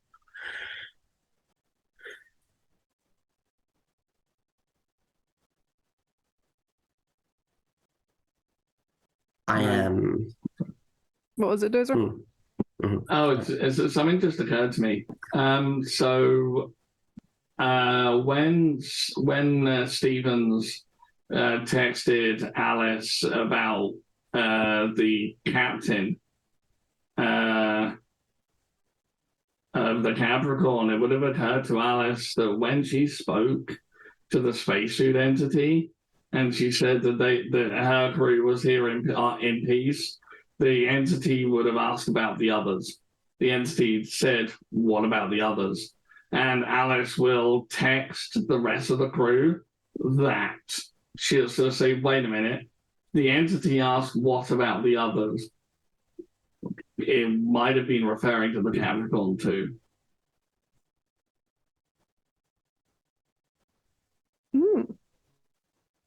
Also, check the Discord. Yeah, I got that one. Okay. Can I use mine to connect mine and the captain's brain? You can Yeah. certainly try. Yeah, I want to do it subtly. Can I? Oh, in that case, if you're trying to do Not to you, the actual captain. Oh. Oh, right, okay. Yeah, you can try to be as a subtle one.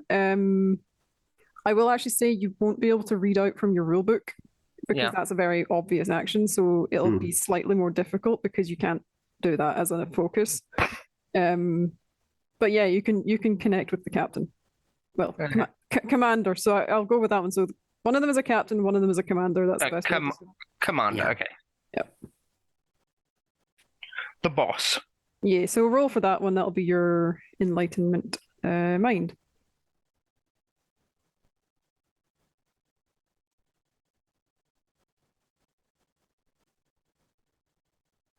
Difficulty. Actually, yeah, that'll be fine.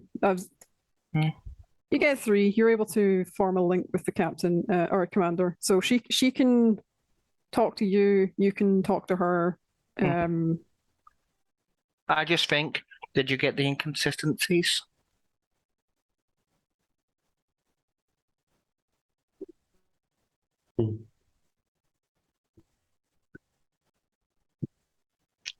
Yeah. Yeah. So that's where he thinks. Yeah.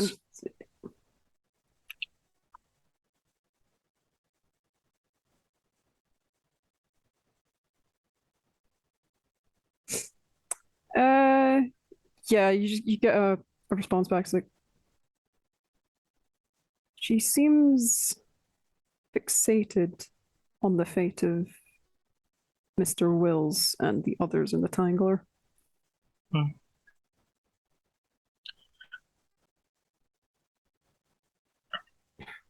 Hmm.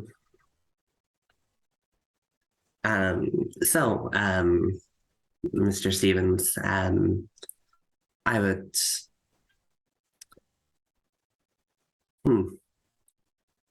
Given the threat posed by this creature, I would suggest that we don't return to the Capricorn 2. Though if you do insist on doing so, I will accompany you.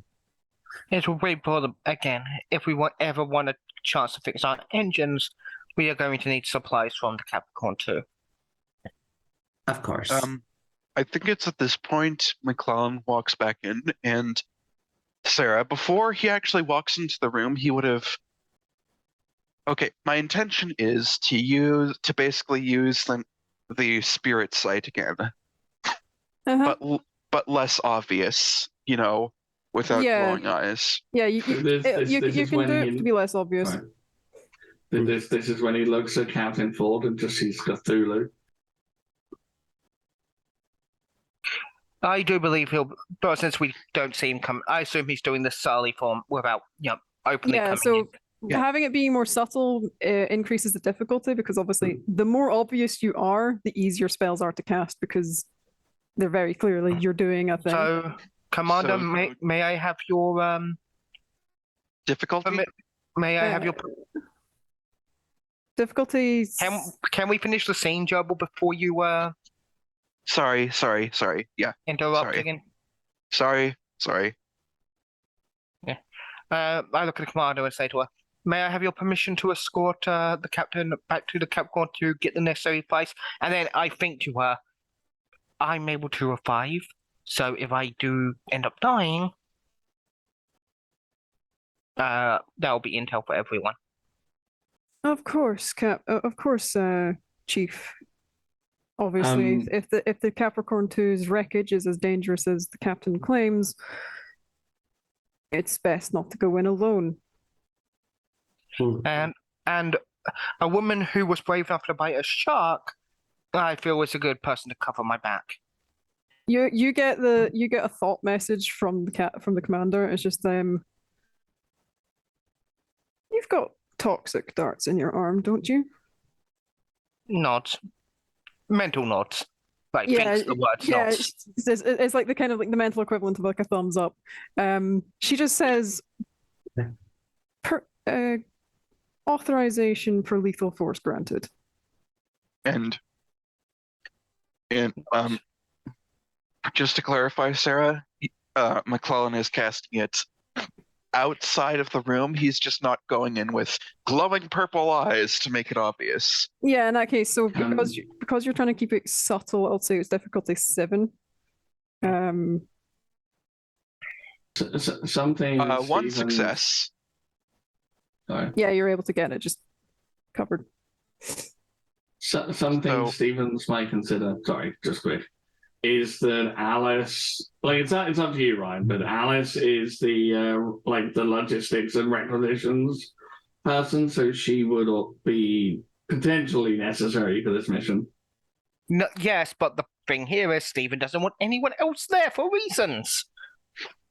It's Like I said, almost it's up to you. it's almost like the reasoning he's given is complete bullshit. Mhm. So, Lol. what does McClellan see as he looks at Ford?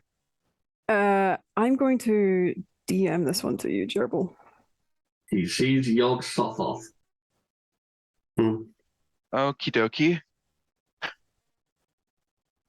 Sorry in advance if I fuck up your plans, Ryan.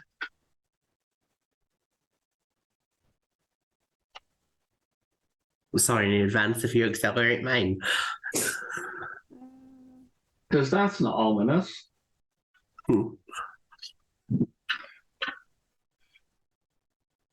Oh, good lord, you're typing for a long time. I'm kind of just sort of thinking things up on the fly, and I don't type quickly, unfortunately. Again, Steven's entire plan was get this entity off the fucking ship. And if he dies, hey, he gets resurrected. The entity doesn't know of that. Mm, Hopefully. I think that depends on how he dies. Hey, if he dies and can't be resurrected, it's useful intel. Again, Stephen's entire mindset is, if I'm going to die, hopefully it'll be enough to get good intel. there we go. That should be enough.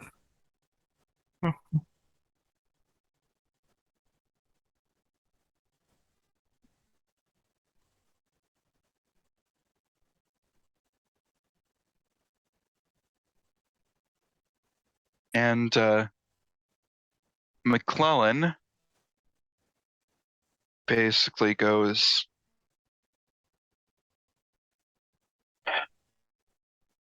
I don't think any of us are physical beings anymore.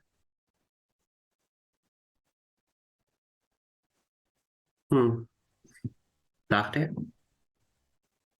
Spirit sight. Right now, everyone in this room looks like they're made of shadow stuff. Exactly what the tear in the sky looks like. Huh. That means Curious. one of two things. Either we all died and our meat suits are being driven by umbral entities, or umbral entities have latched onto our soul and we are now technically denizens of the Umbra. That would be consistent with what Piker experienced.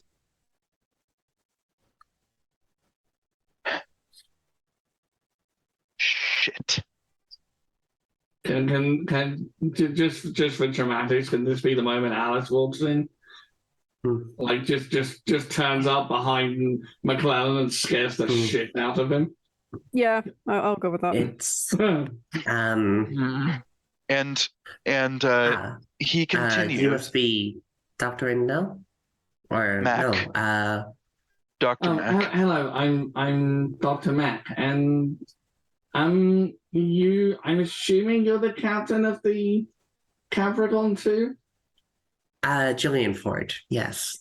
Pleasure to meet you. And Pleasure to meet you too. McClellan, And she extends a hand to shake your hand. Sure, McClellan, yeah. McClellan continues out and for goes. Yeah, she shakes your hand. McClellan how she continues and goes. Everyone currently in this room is their soul, for lack of a better term, looks like it's made of shadow stuff. The same stuff the umbral tear is made of. So here's the question. If the very core of our being is similar, if not the same, as the umbral tear, what happens if we get back to Earth? I'm not familiar with this umbral tear that you speak of. What happened on Earth in the year that I've been missing? When we initiated our engine, our hell drive, a chain reaction happened which essentially ripped asunder reality. And now a tear exists that connects every universe that has a Capricorn 3. Thus, giving a gateway to multiple different consensus, thus thinning the gauntlet. So right now, on Mars, the gauntlet is of the same consistency as Earth. I have not released Dr. Mac's hand. Well, that is very interesting. She gives a smile Okay. that kind of extends a little too far across her the face. moment she and then, does. shh, hold on. Give me a second, please. Okay. Well, Doctor, what you've described is an opportunity for us to extend across all of space. We will seek out new vessels and new worlds, and we will all return to your blue one. Alice just shoot. goes. And I'm going to Alice- spread the Alice void just- into Alice. Alex just goes, nope. Alex is like, nope, I don't. I never liked the board on Star Trek, and just forces to essentially Kai blast her. Can I use Alright. forces before she You're going to need to roll for that one. Jenny, you're also going to need to roll for that one. I will say. Can Sure. McClellan also do something? Sure, Because- it'll have to be something like a snap decision. It's like not something you can think a lot about. No. So So Stephen can they- shoot then, because instant. basically, Okay, what I'm spending a willpower to guarantee a success. Can I spend more than Jared, one will? Dozer. Sorry. what McClellan is attempting to do is he thrusts out his hand to collide with Ford's chest, and basically is trying to use spirits to essentially shunt whatever creature this is out of the Capricorn. Okay. Yeah, that makes sense. So, I will resolve it in. Okay, so Mac, you roll. That's Okay, your enlightenment forces. Yeah. Then Wow. Ford, you roll. Your dice pool for this one will be That's 7. that's 2 successes because I spent willpower. Yep, 2 successes. Can I also spend willpower? Yes, you No, you're can. not allowed. Lol. You can spend willpower to give you 1 success. Because willpower works differently in this system. Yeah. Yeah, it sucks. Is what it Please does. don't take this the wrong way, Jen. But oh damn, you succeeded. The void sings. Well, shit. Yeah. So I will do all the rolls first, and then I'll describe what happens. So Ryan, you shoot. So that'll be your dexterity firearms because it's still just using a regular gun essentially. You actually still have the thing up as well, so you can now see that Captain Ford has a massive glowing spot. I shoot the massive glowing spot for massive damage. Yeah. You Okay, anger the can massive I- glowing spot. So, does 2 successes do anything with forces? You're able to push her back, but you're not able to break her grip because she got Can- to keep you here. Can I roll time to rewind time? You can't. You've already had your action of doing the forces. Okay. So then, McClellan, your spirit shunt. I Yeah. don't know what that is. Yes, 4 successes. Nice. Oh, So basically, my intention is to basically go Kamehameha and shunt this umbral entity as far away as physically possible. okay. Bing. Jen, can you roll me to resist that one? It's the same dice pool. So Right. dice pool Okay. 7. Just a friendly can reminder, I- fuck dice. Can I Yeah, spend more that's- willpower? Oh shit! I meant to say I wanted to spend a willpower, but I think it's a little too late. It's too late. Sorry. So, yeah. Um,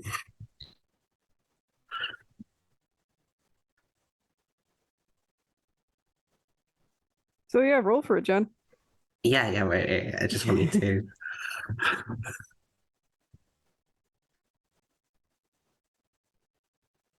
And yeah, willpower again, Mhm. if that's okay. Yep. Oh fuck! It's been 1 more success both times. Yeah, you're able to I'm calling hacks. you're able to basically give her a very solid shunt, and because you can actually see her, and she is pretty much just Captain Ford no longer exists. It's just a writhing nest of like ink-like tentacles and tendrils all knotted together. Can I add that her normal human face is locked with Dr. Mac, but like this void creature is like staring back at you can like, actually the doctor, see that like, it's like I'm going for you next. it's literally as if this creature is wearing Captain Ford's face. Like you can actually see where it was like cut out from the real Captain Ford, essentially. And as you try and push her away from the ship, you push her through the wall because spirits don't need physical boundaries. However, she unfortunately is able to just stick out like a claw and basically prevent you from pushing her all the way out of the ship to the other side of the dimensional bubble. And you can actually see her just pull herself back into the ship. And McClellan just goes, we've got a shadow fucker. And with that, we will end it there. I don't think she's been fucking shadows though. Wait, that didn't sound quite the way I meant it to. User, again, not all jokes anyway. need to be said out loud. You'll learn one day, but we can save that for offline. Anyway, thank you everyone for tuning in and watching. I hope you've enjoyed the shit show and enjoyed the campaign. And we're all probably going to die, so... I mean, there's also several revelations have just happened in like the space of 15 minutes. With my best dice pool, I rolled 3 1s. Yeah, that's kind of shitty. And you also didn't roll any 10s, so they just don't work either. I mean, the important thing is that I got to live up to my dream of coming onto your show and fucking with all of you, so... I invited you for this express purpose. Let's do the I've lived up to the expectations. Stephen did not trust your fucking shadow ass the moment you show up.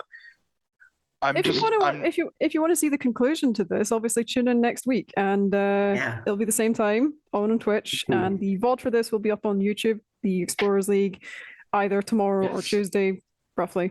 Depends how long the uploads take. Or Wednesday, Thursday, Friday, Saturday, Sunday next month. It will depend on doing stuff. The last few episodes I've uploaded on Monday at 12 yeah, exactly. you've actually been really good at uploading them promptly. So it's really good for you, that one. I did. So yes. Thank you for tuning in and watching. I hope you've enjoyed the show. If you feel like we're deserving of your support, we have a Patreon. The £1 tier is just to support the show. The £5 tier gets you early access to session zeros and after shows, and the £10 tier gets you access to character sheets and GM notes and all that good stuff. Floof. Before we finish up, can I offer one last thing to our wonderful viewers? Sure. Sweet dreams, everyone. And remember, the void is coming. I just like you, Jen. Shadows guide you. Also, this is Bear. Say hi. Say hi. Hi there. Fluffy. Kind of undercutting my final remarks, but okay, I'll accept. I know nobody cares anymore because there's a floof on the screen. But I posted the link to the Discord in the Twitch chat if anyone wants to join the Discord and discuss the nonsense that is this show and this cast. Also, Shadows coming is how we summon tech support. And terrible. Yeah. And on that note, bye. Yay! There we go. There we go. On that terrible note, bye. What even is phrasing at this point?